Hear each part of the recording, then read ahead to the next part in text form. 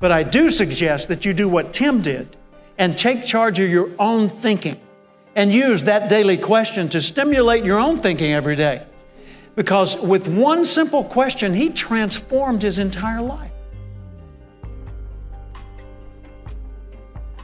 There are three very identifiable groups of people out there. There are optimists, there are pessimists, and there are those who say, I'm not a pessimist, I'm not an optimist, I'm a realist. Okay, the optimist says, somewhere, somehow, there's a way.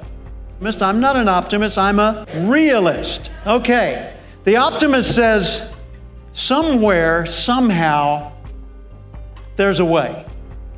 Okay, the pessimist says, there is no way, you might as well give up, forget it, it's not going to work. The realist says, and I can prove it.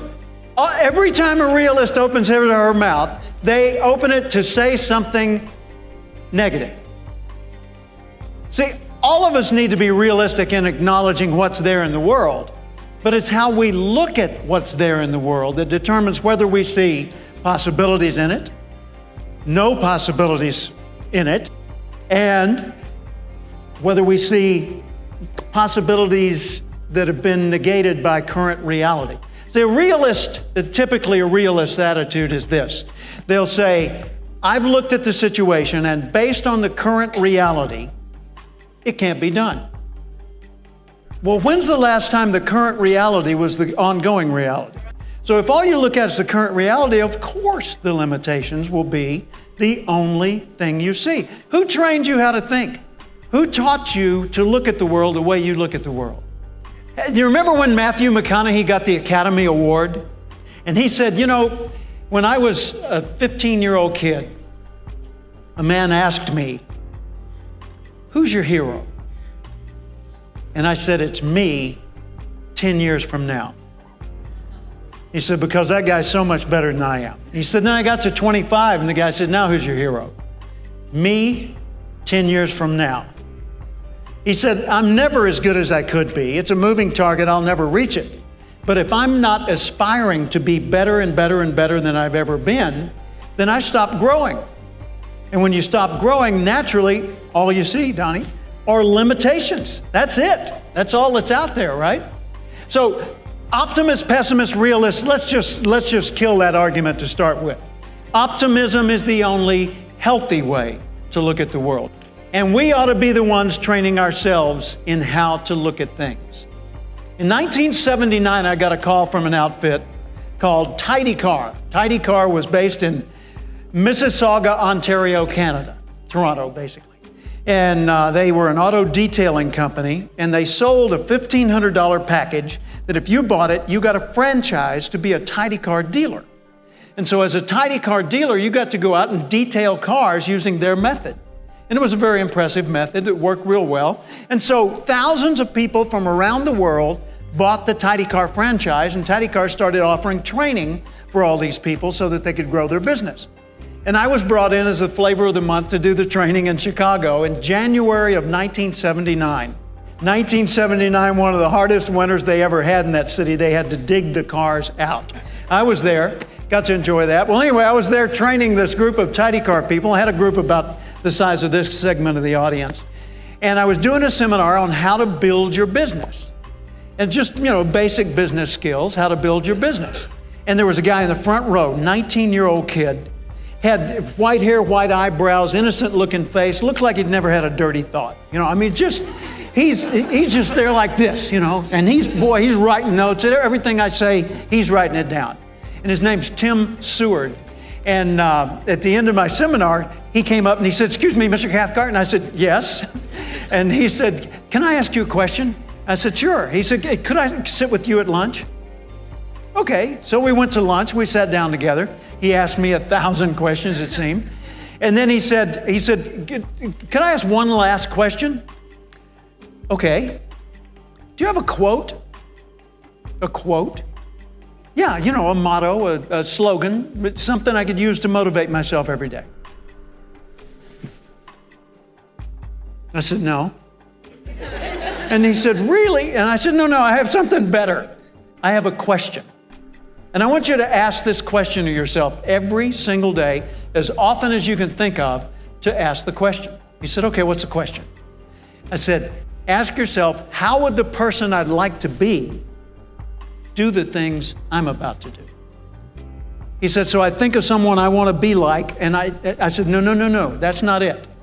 You think of you in the future, the more advanced, more educated, more enlightened, the more mature, the more successful you.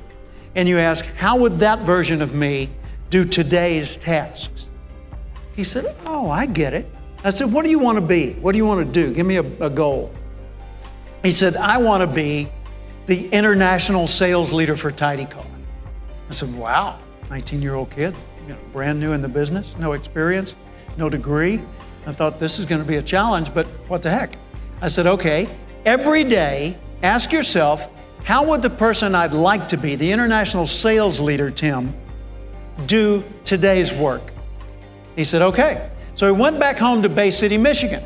In Bay City, the first thing he did was write that down on a little card and put it up over his workbench. And then he put it above his bed in the bedroom so he'd see it every day. And then he put it on the visor in his vehicle so that he'd see it even more often. Everywhere he looked, how would the person I'd like to be, in his case it was, how would the international sales leader do what I'm about to do? First thing he did was change the way he dressed. He got rid of the t-shirt and jeans, got some coveralls with Tidy Car on the back, Tim on the pocket. So he's looking official now. He started organizing his files better and being more professional about that. He started doing a better job for each and every customer, following through much more fully, even polishing the inside of their ashtray in the car when he could. And so he did some pretty impressive work for his clients. Well, his clients spread the word, this guy's great. And Tim had so much business, he had to hire other people. So when he hired other people to help him, he needed a permanent location, so he bought a service station lease and had a location, and he was doing great. His business thrived. Fast forward, end of the year, Tidy Car calls me. They said, Jim, we want you to come to New Orleans, be the keynote speaker at our international sales convention. Hilton Hotel, French Quarter. I go to New Orleans. Sure enough, big, beautiful hotel room. Everything's set up elegant as can be. Up on the stage, right over here, there is a white Chevrolet Corvette. They're going to give that to the international sales leader. So nobody knows who's won, but everybody knows who's in the running. And of course, Tim's one of those in the running. But anyway, the evening goes on. I do my speech, and I turn the mic over to Gary Goranson, the president of the company. He comes up to the front. He says, ladies and gentlemen, you're not going to believe the contest this year. He said, talk about close. The person in position number 2 led number 3 by only 1 point. 3 led 4 by 1 point. 4 led 5 by 2 points. 5 led 6 by 1 point. It was close, except for number 1. The person who won the contest, number 1, led number 2 by 300 points. For first place, there was no contest. Welcome with me, your international sales leader from Bay City, Michigan, Tim Seward. The place went insane. Man, I mean, music's playing, spotlights are sweeping the room. The people loved Tim. They picked him up on their shoulders. They're dancing around the room. But I do suggest that you do what Tim did and take charge of your own thinking and use that daily question to stimulate your own thinking every day. Because with one simple question, he transformed his entire life. He did. I didn't do it, he did it. So in 1998, I flew to Fort Myers, Florida, and I was met at the airport. Now remember, this is a long time later. That was 79. 98, I fly to Fort Myers, and I'm met at the airport by a 39-year-old man named Tim Seward. Exactly. We drive to his home in Naples, and we dine by his indoor swimming pool. And he tells me about his life. And I said, what did you do? He said, well, I built my Tidy Car franchise, and I was really successful. And then I sold it. So I built another business supplying people like that, and I sold that and built a third business, and I just sold that this last December for $7 million. I said, Tim, I just got one question. He said, what's that? Do you have a quote, slogan, a motto I could use to motivate myself every day? He said, yeah, Jim. Every day, ask yourself, how would the person I'd like to be do the things I'm about to do?